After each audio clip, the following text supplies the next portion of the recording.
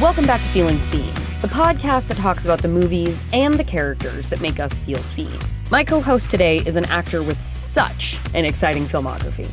She's been in movies like Che, as in Che Guevara, played in that title by Benicio del Toro, Barbarians, and John Woo's Silent Night, as well as shows like The Affair and From, which co-stars Harold Perrineau and was recently renewed for an additional season.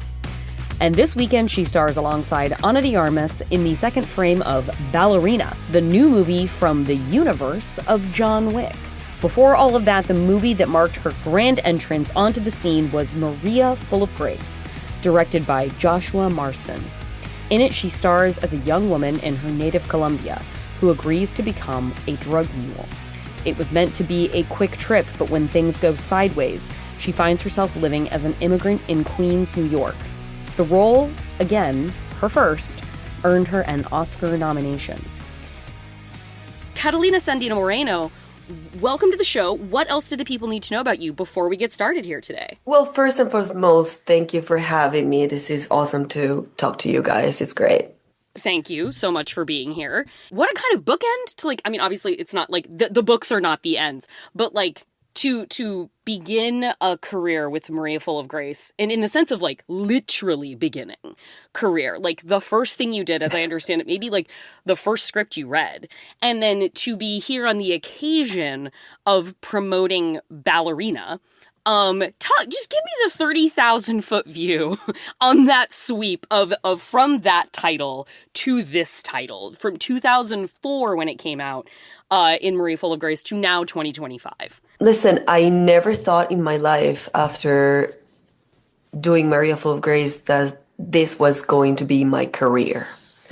And then, I started traveling with Maria Full of Grace, and I started seeing people's reactions to the movie and how they made it feel and how important it was. And I started to feel the heavy weight of responsibility in my hands, because movies need to be important and they need to be, they need to mean something. Yeah. So for me to be promoting an action movie, I would have never in my life could have predicted that I was going to be part of not just one, but, we talked about the John Woo, you said, the Silent Night, this an action film as well. So it's been a long road for me, learning wise and, experimenting and, just letting go of that pressure that I felt at the beginning. It was interesting you bringing that up, movies are important. And we just had an episode with the wonderful actor Bobby Nadarin. He talked about how, acting wasn't really in his purview either in terms of, what his career was going to be. And then he kind of fell into this thing and loved it. And one of the very first things he ever did was a movie that performed very well at Sundance. Mm-hmm. And so then he was like, my career's off and running. I'm a guy who stars in Sundance. I make important independent cinema, and here it comes. And was it since the character that you have picked to discuss today is your character in Maria Full of Grace, normally I don't go back 20 years in people's interview archives to do a lit search. It's so you said something when you were 19 that I want to follow up on, which is a crazy thing to do to a person. But it's germane to the conversation now. And I remember part of an interview I was watching where you talked about your mom was the one who encouraged you to audition for this. And it felt exceptional that this American filmmaker was coming down to make a movie in and about Colombia. And I wanted to hear from you about this being your first kind of go round. Looking at it now or looking back at it now or even in the moment then, was there and now I'm Colombia to the people, having felt that sense of pressure? It's I'm the story of Colombia for people and I'm the Colombia. Was that a part of the maelstrom of things you were kind of shouldering at the time? Yeah, that was intense. That was part of the whole thing that I was feeling, you're representing the country. So, what are you going to wear for the Oscars? And listen, I was 20. They got me a stylist here. They're you can wear whoever you want. But then I was feeling the pressure of you have to wear, a Colombian dresses. But and listen, there's wonderful, beautiful Colombian designers. But I felt like a kid in a candy store. Mm-hmm. When they open the candy store and use you can have any candy from any part of the world. Just go crazy. And then you start, picking little things from here and there, and then you see the candies that you could, I mean, like, I could have chosen a beautiful gown from a designer from Colombia, but I just, I'm like, I'm just gonna explore what's out there. But I think I got a lot of, not a lot of people were happy in that Wow. sense. Yeah, it was a long time ago. It was like the biggest Colombian or, Colombian actress that, have gotten that far. And I felt a bit responsibility from that part. Hmm. Simple, purely superficial. But then the other side is you're Colombian, so you have to play, the immigrant, you Yeah. are poor, you are uneducated, you have to play the certain all the characters that we were watching in 2000s that they were so poorly made. Yeah. And they were not representing me. Uh-huh. They didn't represent a lot of people that I know. They Uh-huh. represent a small percentage of people, but not everyone felt represented by how they were represented back then. Yeah. I feel we're doing much, much better.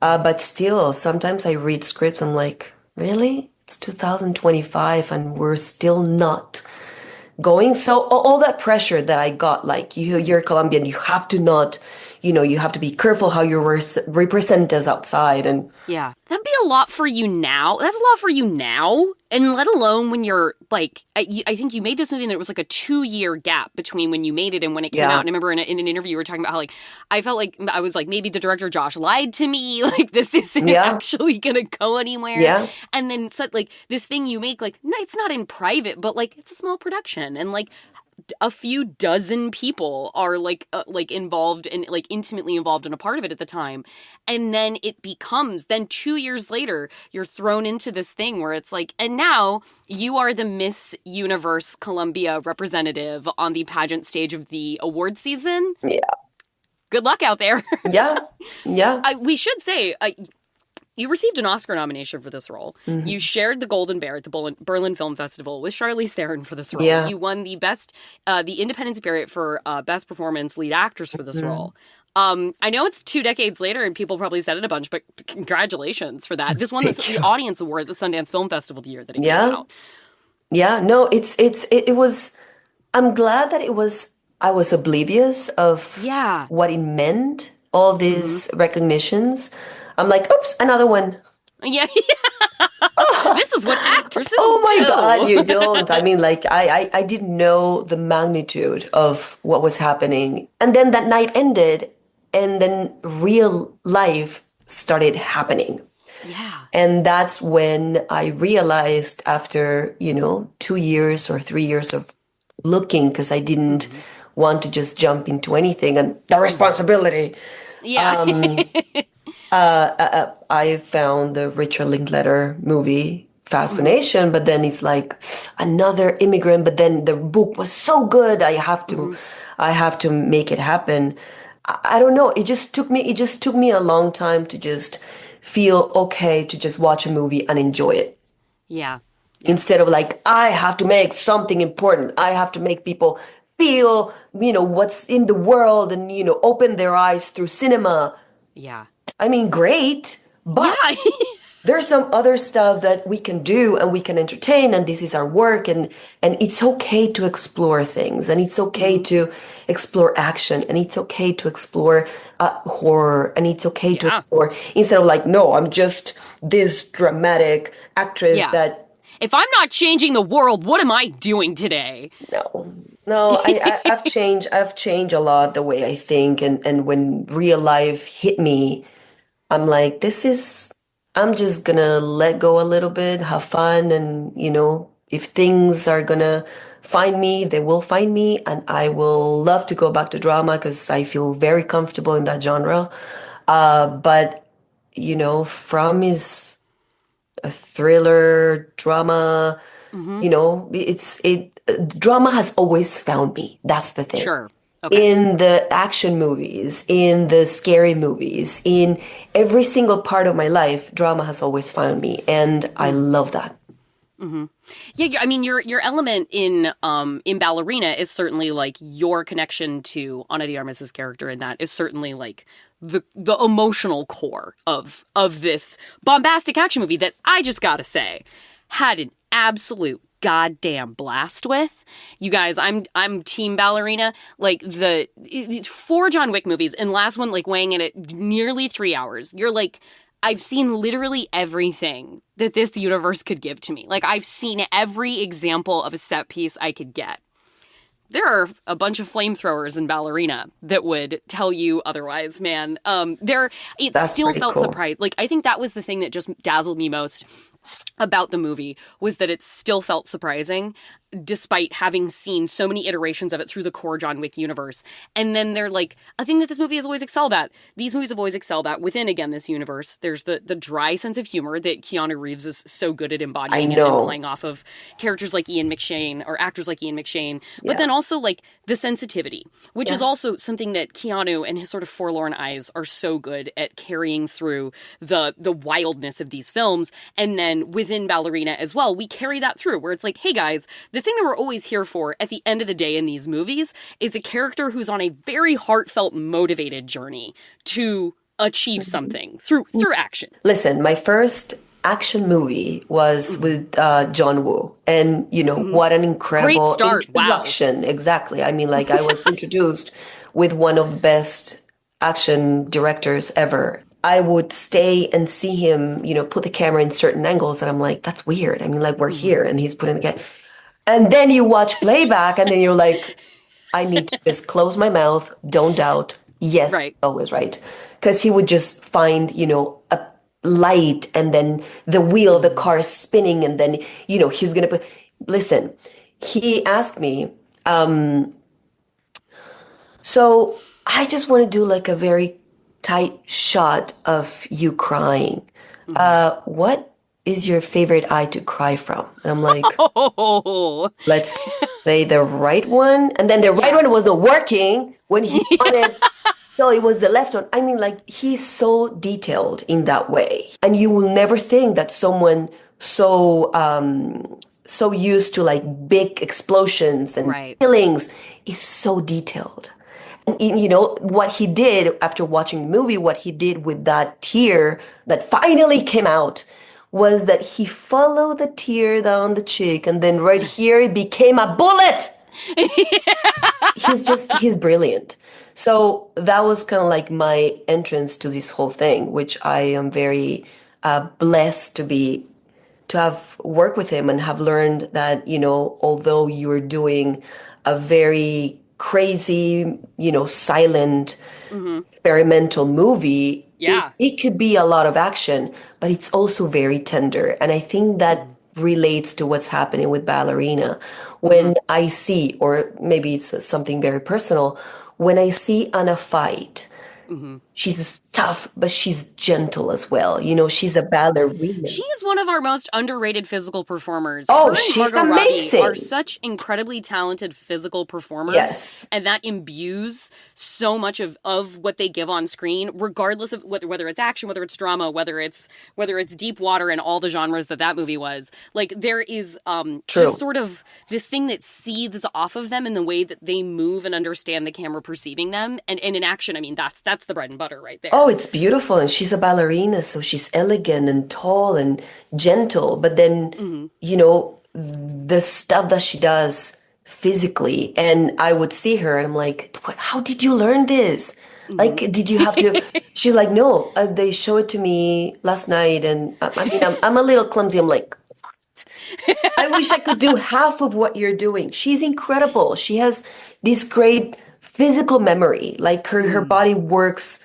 I don't know. It makes it seem so easy. That gets at something I wanted to ask you about you and Maria Full of Grace, which is the notion of sort of intuitiveness. And when you're in your first movie ever, you were studying, as I understand it, like marketing, advertising in college, and you were like, I'm going to work in a firm and be a professional in an office in this discipline, and then you end up in a career of acting. Yeah. So I feel like in Maria Full of Grace, my assumption would be that you're going a lot off of intuition. Yeah. Because like training, it's like, I'll do that later.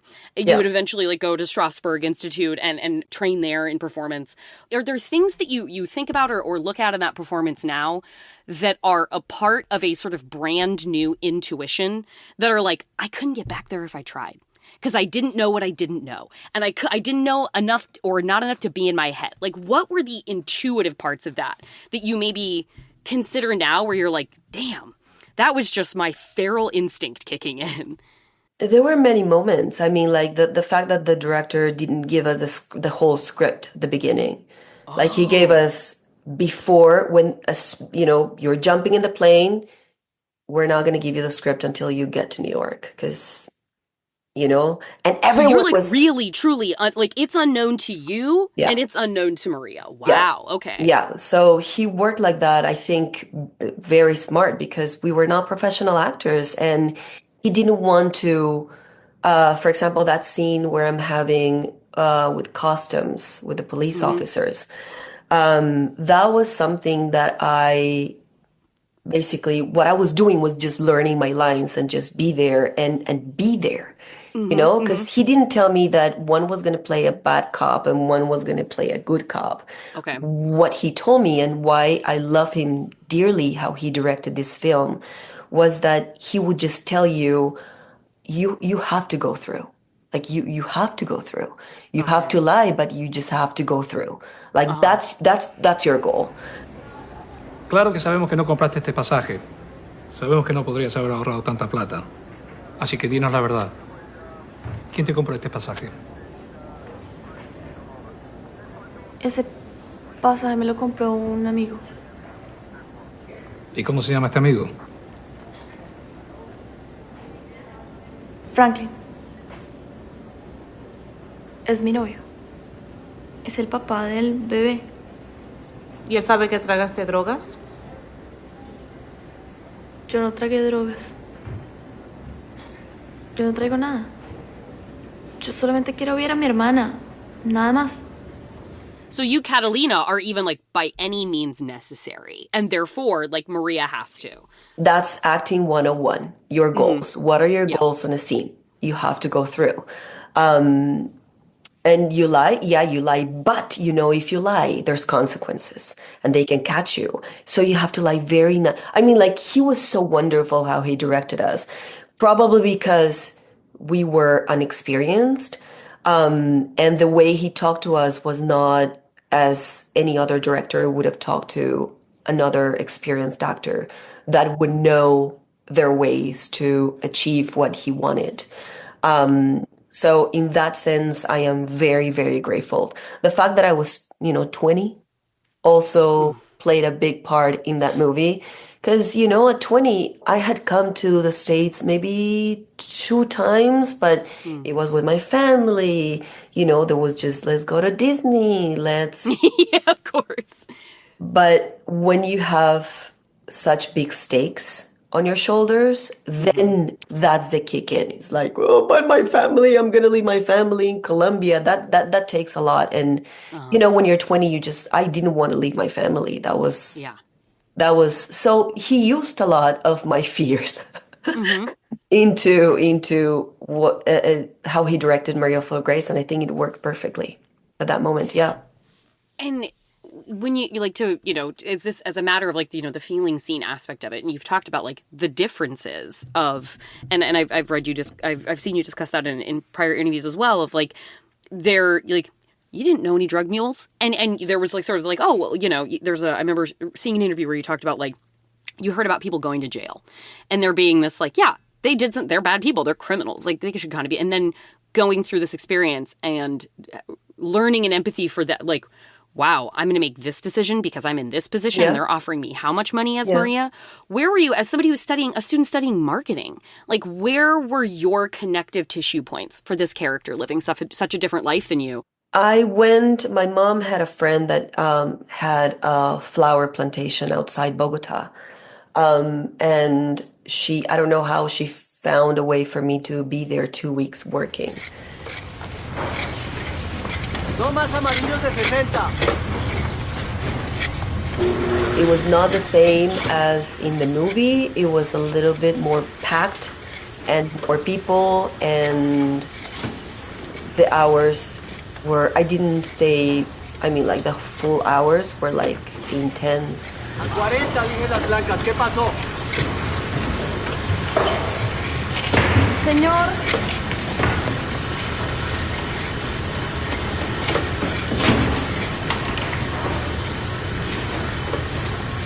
¿Qué pasa? ¿puedo ir al baño? ¿Otra vez? Sí, es que no me siento muy bien. Está 4 por debajo de esta hora y 3 en la anterior. ¿Cómo va a recuperar eso si está todo el tiempo en el baño? Mire, déjeme ir al baño que yo no me demoro. Mire, tengo 84 personas en esta sección y todas agachan la cabeza y trabajan. Pero con usted siempre es una lucha para que al menos me cumpla con la cuota. That's basically my understanding of how hard it was. And you know, when you see beautiful Colombian roses, you're like, oh, these are beautiful. They're gonna stay at home and they smell beautiful and they stay alive for like a month, like beautifully, beautiful blooming. But you don't know how much it goes behind it. And for someone that, you know, I went to a private school and, you know, I went to a private college, like I've been very blessed in my life in that sense, to connect instead of connecting from, you know, I want to know what happens with the drug mules or how the drugs are made. And, you know, I didn't care about that. What I cared most was I just didn't understand the need. I've never had the need because I've always been given everything. And I've been, you know, lucky enough to have parents that they were just there. But after the 2 weeks, I started to understand, you know, that it's you're risking your life. You're not gonna like just go for you know, I have a problem in the house. No, you have to have bigger problems and you have to have bigger reasons. And when you live in your little bubble, it's very hard for you to get that. And getting in touch with, you know, that reality. And this is not a, you know, I went for 2 weeks. It's not like, oh my God, I lived through and in my veins. Come on. But for me at that age, I think it was great. And it was very helpful. And I went through long hours of dethorning roses. And that's what I told Josh, you know, I went dethorning rose. So he's like, okay, great. Because he was going to put me in packing. I'm like, I feel more comfortable just dethorning because that's what I did back then. And it was life-changing, all that. And it sounds stupid to say life-changing, but it was for me at that moment in my life.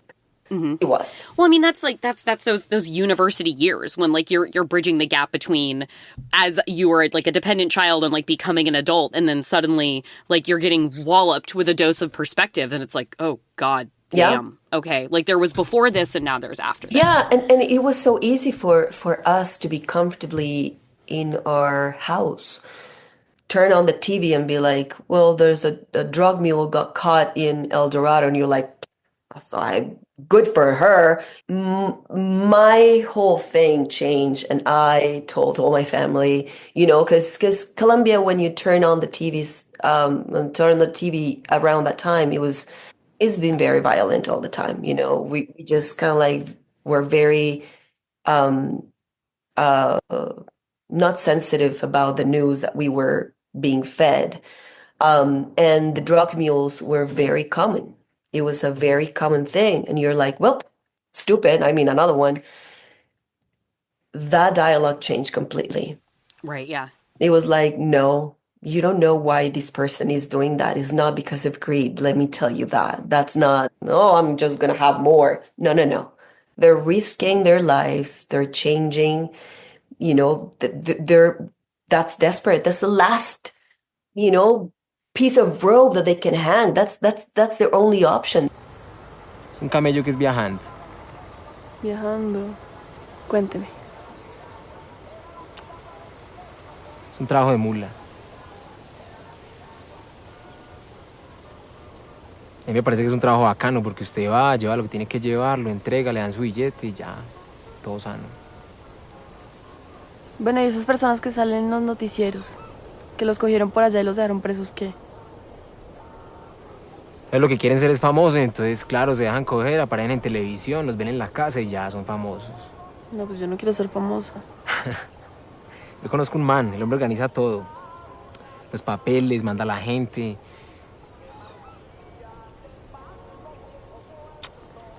¿Sabes qué? Olvidémoslo. Vamos. No, venga, espere.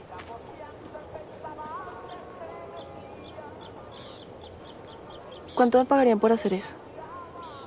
So that's what I'm saying, life changing, because my point of view about many things just changed completely, and I am very happy that it happened. I mean, yeah, I mean, what a, like, I I just, like, it feels almost like a, like, not like a scared straight thing necessarily, but like this, what an insane sort of like immersive tour of something to go through at the age you did, to take those perspective examples and then be like, and what this has forged in me is that I want this to be my career.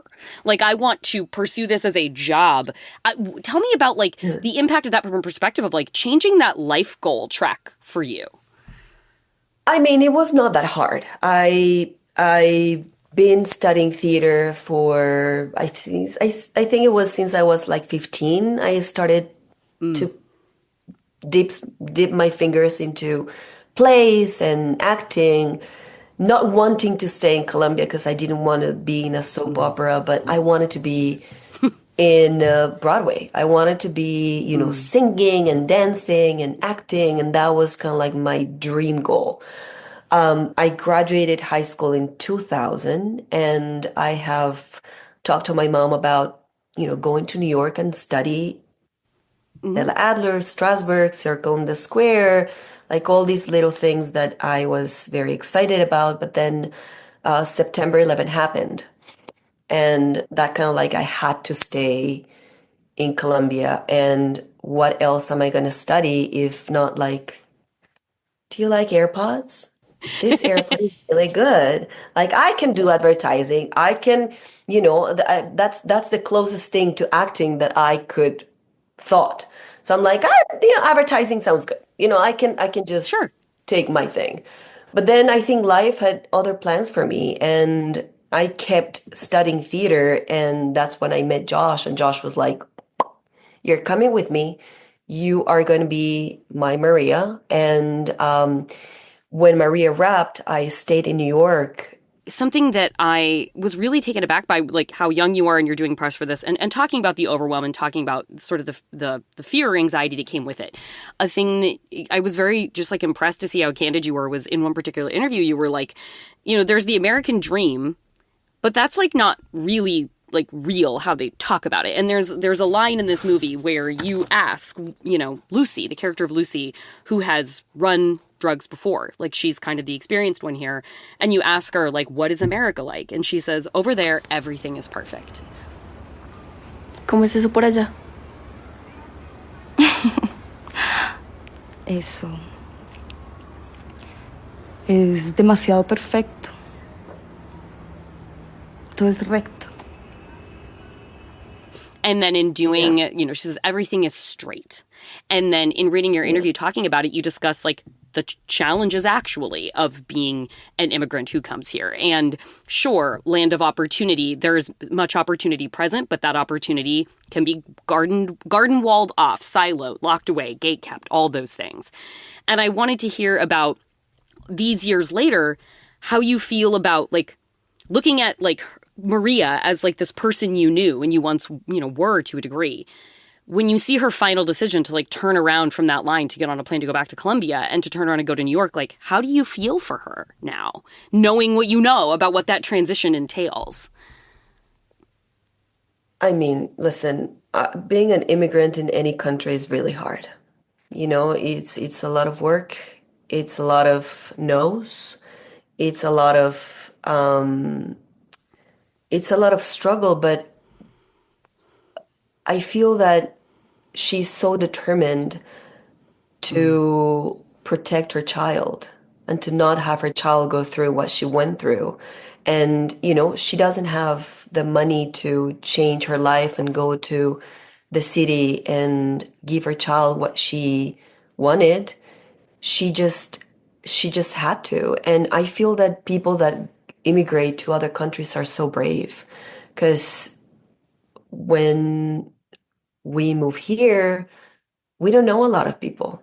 We don't have a lot of support. And yes, I mean, I've been blessed through the whole process. I had friends and I know people, and it was really hard, you know. It still was really hard to just to feel that you belong, you know. I have a 16-year-old that was born in New York, and Oh, and sometimes we talk about identity and, you know, how he feels. Do you feel more American? Do you feel more Colombian? And he because we speak Spanish all the time at home, he just feels 100% Colombian, even though he doesn't live in Colombian. He's like, I'm Colombian, okay. you know, I'm representing Colombian at school. I'm putting the Colombian jersey. I am, you know, he speaks as if you were in the middle of Bogota, like he is 1,000% Colombian. So, but that sense of belonging when you have a family that supports you is different from someone that comes from alone from another country trying to find a ground to stand. And I feel that that's what I've given my child, a ground to stand. He knows who he is. He knows who we are. He knows, you know, he's lucky enough to have, you know, a support system to help him in any way that he needs, which a lot of people don't. And I was the first one to leave my family's nest in Colombia to go to the States. So, in a certain way, I was, you know, in an uneven territory. Yeah.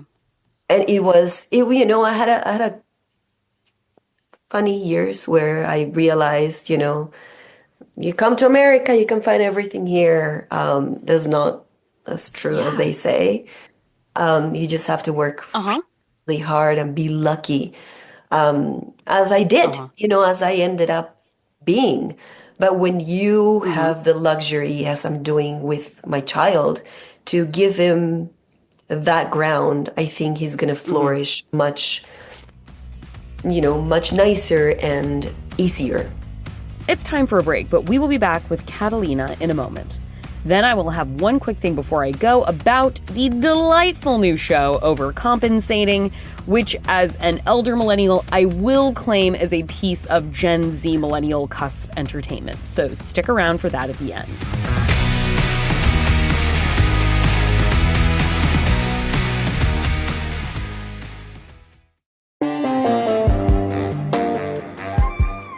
Hey. Hey there. Do you love reading smut? Erotica? Romance? Romantasy? Is your e-reader full of horny fairies and sexy shifters? Are your shelves bursting with enemies to lovers? We're reading smut, your new fated mate.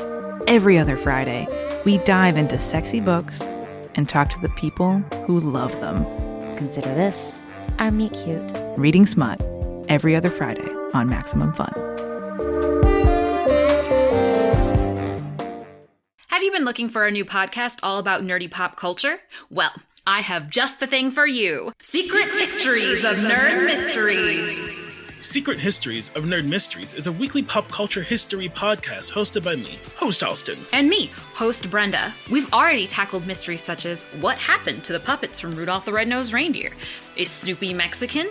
And why do people hate Barney so much? From theme parks to cartoons to 80s, 90s, and 2000s nostalgia, we tackle it all. Check us out every Tuesday on MaximumFun.org and wherever you get podcasts.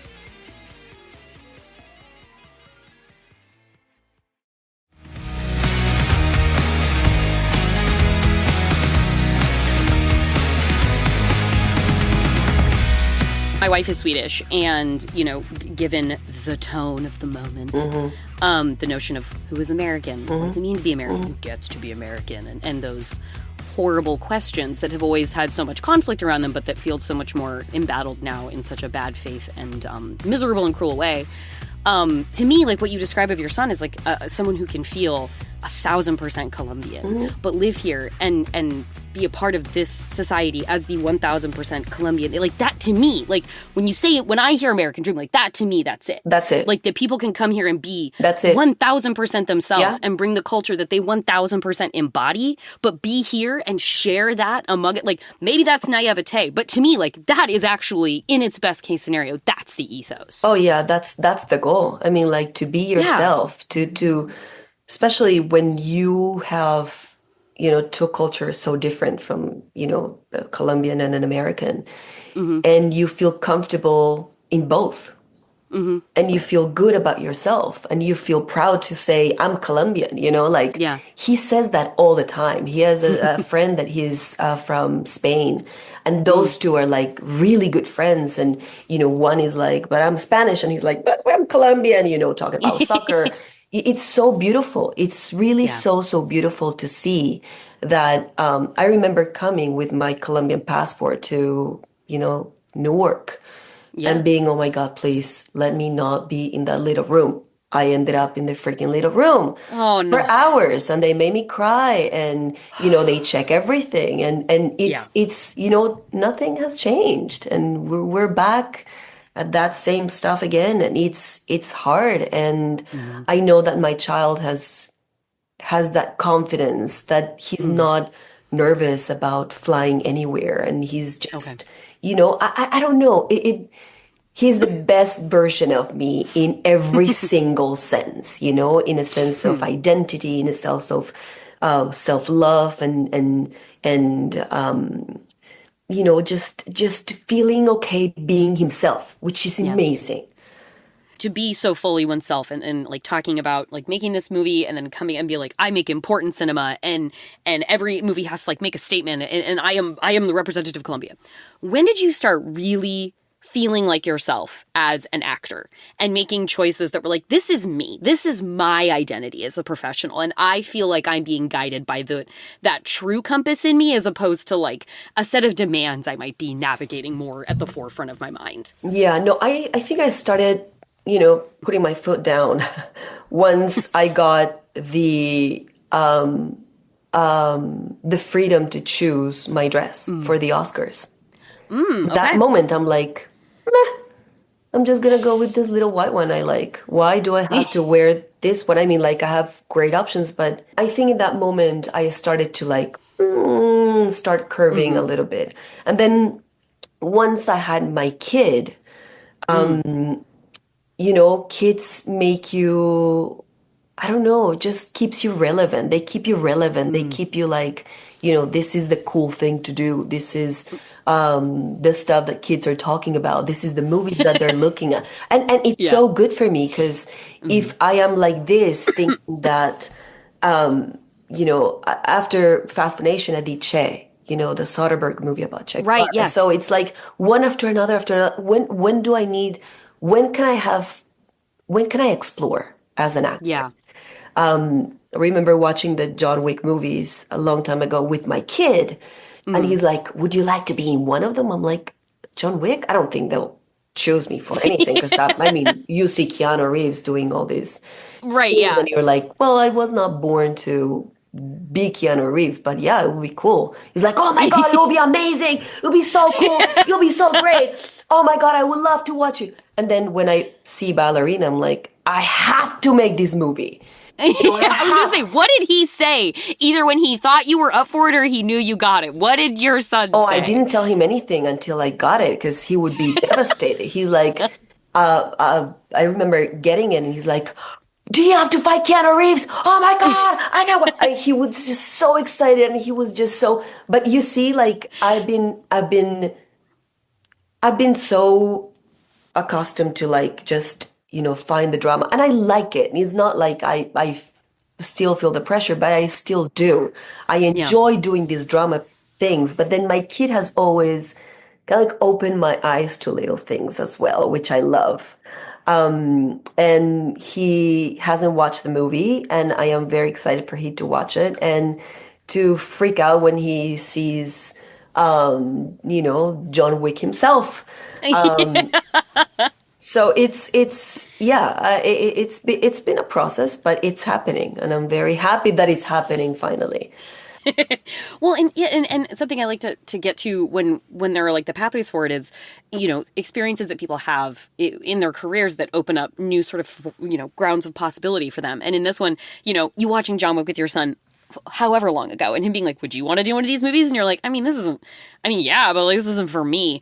And then cut 2 years later and you've been not even just like in an action movie in the style of John Wick, of which there are obviously many, but like part of the universe with the man proper in it. Like, what does like having that alongside that story of watching with your son, like, what does that show to you, somebody in a veteran stage of their career at this point, be like, damn, like these things are still possible. Like these doors that I thought weren't even relevant to me to open are opening up. And so what does an experience of having a ballerina now within your experience in your resume, what do you think in terms of like, well, what else haven't I considered? Or what else haven't I pushed the door down to yet?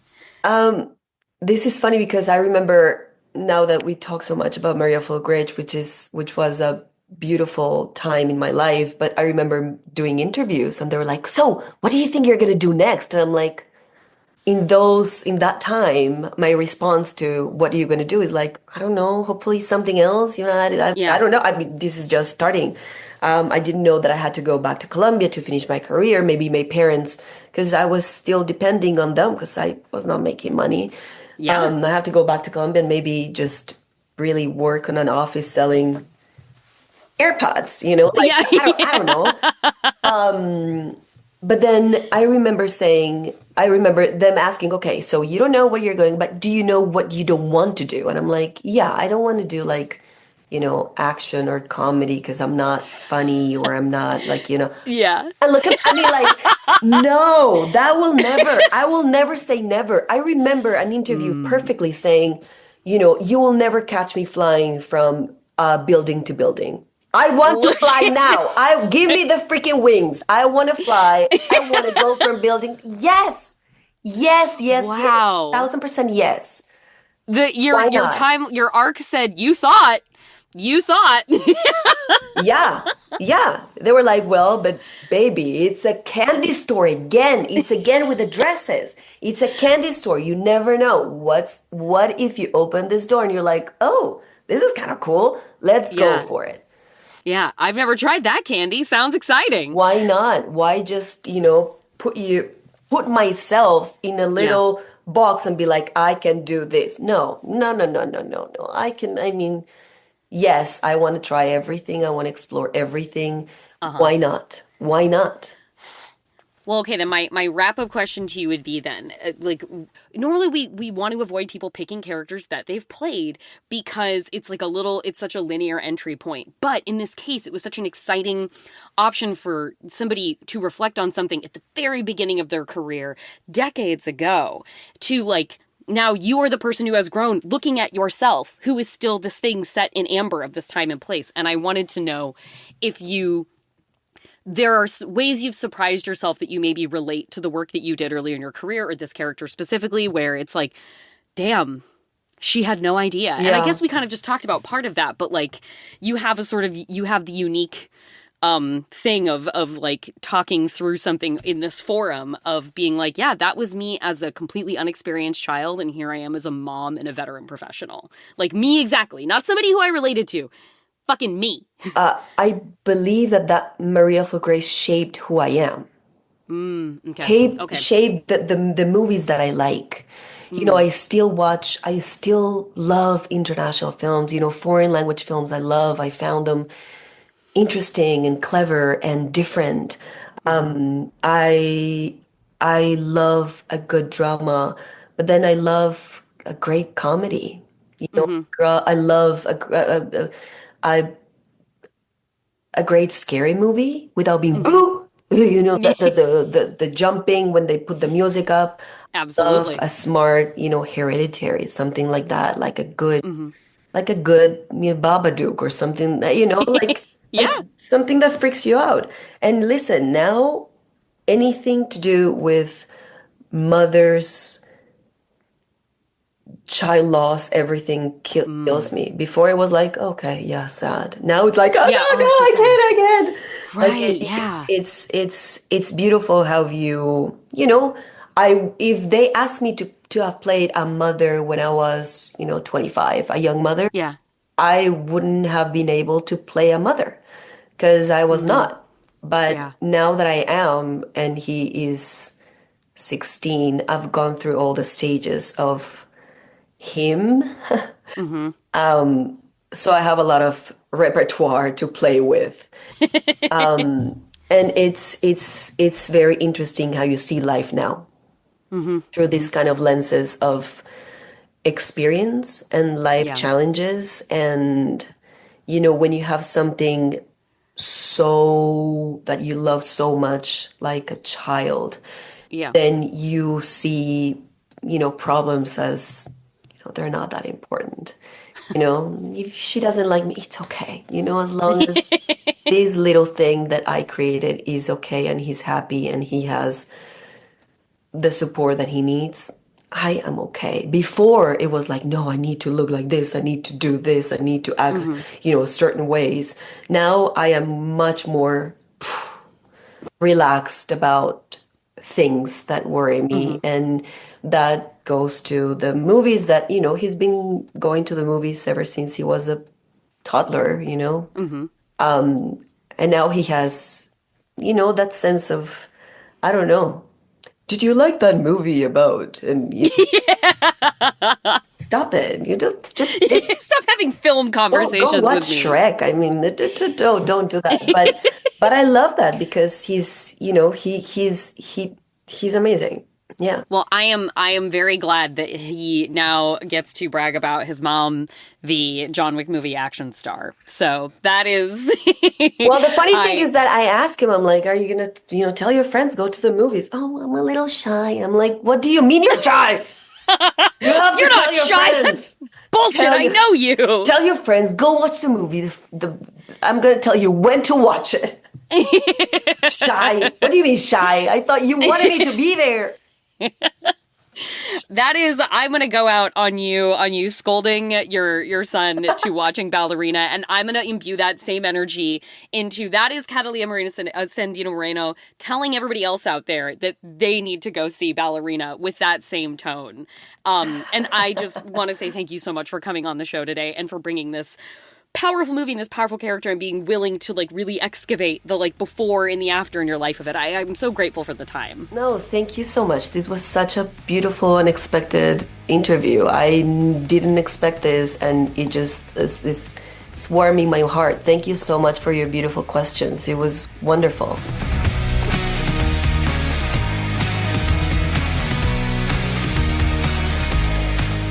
Thank you so much to Catalina Sandino Moreno. That was one of my favorite conversations I've had in a long time, guys. And Ballerina, which I love and have now seen twice in theaters, is playing on the big screen right now. It just recently came out, and you have the chance to get out there and contribute to that box office. Is this supporting independent cinema? No. But is this supporting Ana de Armas? In a role that we've wanted since those of us who became obsessed with her character Paloma in No Time to Die have been yearning for since that one scene in that movie years ago? Yes, it's exactly that. And if you have not seen Maria Full of Grace, you must do so, and you can find it streaming in several places, including HBO Max. And now that one quick thing before I go, we are dipping into TV for a moment because who am I if I am not going to get out here and stump for a queer coming-of-age comedy show that feels very rooted in my millennial interests, even if it's a couple years of millennial younger than I am. What am I if I am not advocating for that kind of material? And that is exactly what Overcompensating on Amazon Prime is. If you are somebody who follows or has come across the comedy content of Benito Skinner on Instagram, or I'm sure TikTok, where I don't live, but more people do. If you've ever enjoyed him, this show is a delightful translation of his comedic presence, of actually inspired by his own life story as a closeted high school football star, kind of prom king type teenager who then arrives in college and needs to find himself because he's actually gay and doesn't know what to do about that. There's wall-to-wall needle drops in this show. Charlie XCX all over the place. She's in it at one point and is also an executive producer, which I'm assuming has something to do with her being in the show. And it's funny. It's funny. It's charming. I laugh out loud. And I really, more than the queer experience, what gets me every time about this show is its lens on the straight experience and how hilariously it captures that when you are a gay person living in a very heteronormative, and because it's college students, sexually charged and party hungry kind of environment that is. Go have a good time. If you need to disengage from the mass horrors of the world for like half an hour at a time, overcompensating is really great. Very excited for Benito Skinner. People are getting weird about like that everybody in the show is like 30, whatever. I don't want to watch current Gen Z college age students play people that are rooted in the experience of being a 19, 20-year-old in 2015. Like, I don't want them to need to research to reference the cultural tentpoles of the mid-early 10s era to accurately convey what the show is giving. It's Benito Skinner's life. This is Benito Skinner's coming of age. So he's telling the story himself with people of similar age to him who don't have to go look on Wikipedia about what people wore or what people said at that time. So if you are somebody who has that pedantic gripe, you can get over yourself because it's useless and it's textually meaningful that everybody's 30. Anyway, not to go out on a hater note, I just think the show's super funny. Please go watch it because I don't know. I haven't gotten quite to the end yet. I've been piecing it out so I don't watch it all at once. So I don't know. Is this a self-contained season? Is it meant to get a season 2? I want it to get a season 2.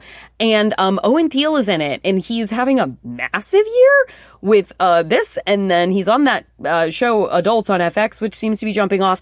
And then he just got like a series order or a pilot order from some big network streamer for a show inspired by his own life. So congratulations to the year he's having. Wow.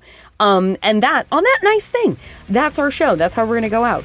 You can keep up with us wherever you get your podcasts. You can follow this podcast wherever you are listening to it right now to get a new episode in your feed every time it drops. You can follow us to find out more on Instagram at Feeling Seen Pod. We are on Blue Sky, where you can find the show at Feeling Seen, and you can find me, Jorcru, Jorcru. Same place there as Twitter. Our theme music is by Andrew Epen. The show is produced by Marissa Flaxbart.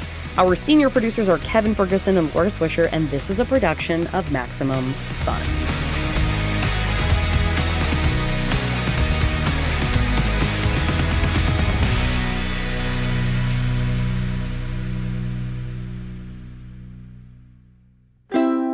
Maximum Fun, a worker-owned network of artist-owned shows. supported directly by you.